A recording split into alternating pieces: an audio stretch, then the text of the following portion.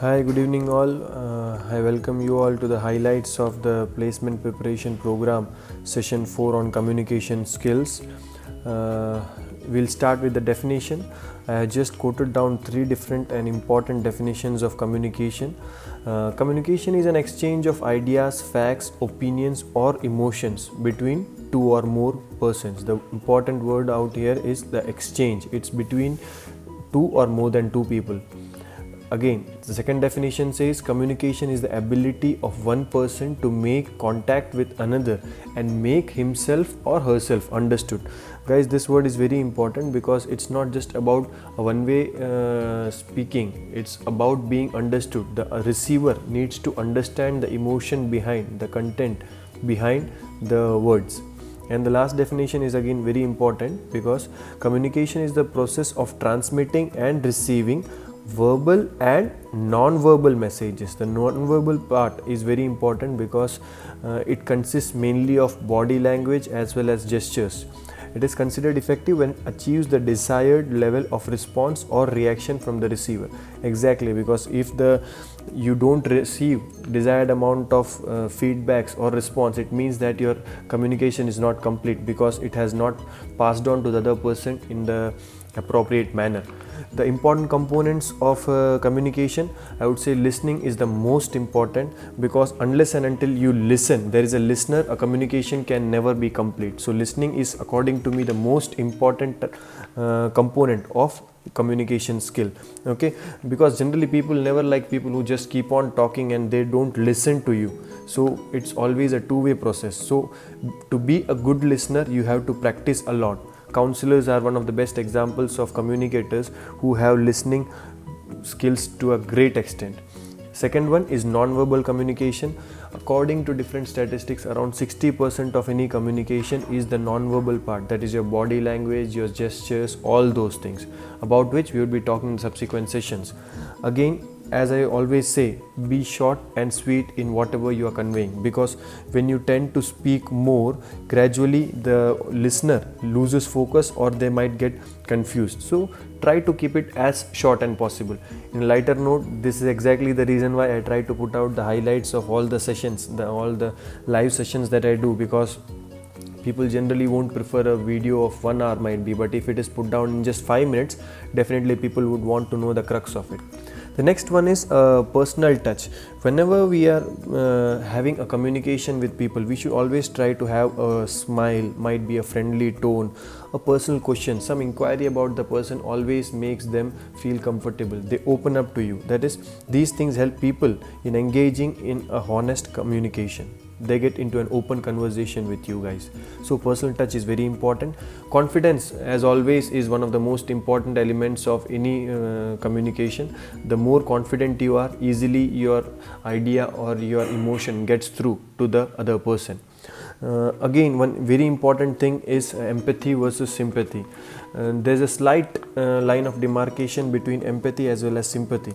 Sympathy is just like feeling compassion or might be sorrow or pity for the hardships or the pain that the other person is encountering, whereas empathy means putting yourself in their shoes. And this is why most often actors talk of empathy. Always we all should be trying to be better empathizers than sympathizers. We should try to get into the shoes of the people and then we should try to help them out. Whenever you are entering any communication, be open-minded. Approach every communication with an open and flexible mind. Okay, so for this you need to have active listening.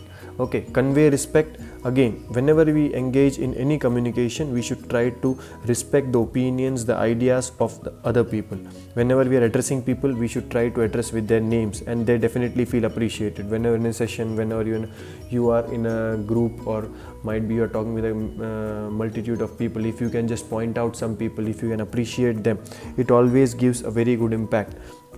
Feedbacks, again, the most important part of any communication, because unless and until you get a feedback, you are not sure whether your message has passed on. Okay, so whenever we are giving feedbacks, we should try to be positive, we should be constructive, we should focus more on the behavior of the person, not the personality. We should be non-judgmental. when you are giving feedbacks.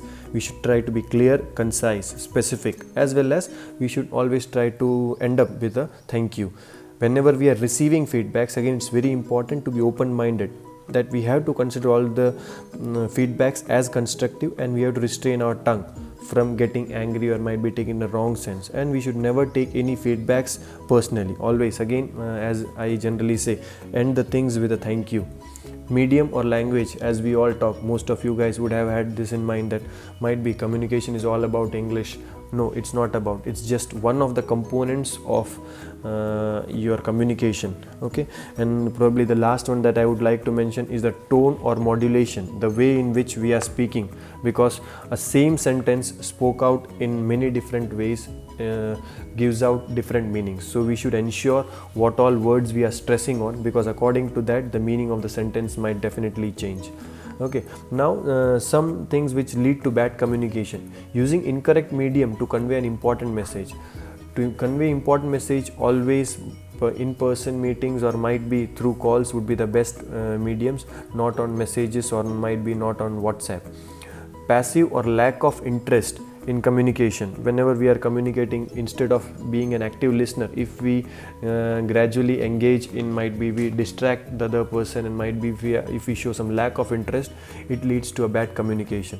Aggressive nature again leads to bad communication. Blaming or intimidating talks generally does not serve the purpose of a good communication, and failing to listen actually never ends up in any communication. Some important tips regarding communication, guys: always avoid fillers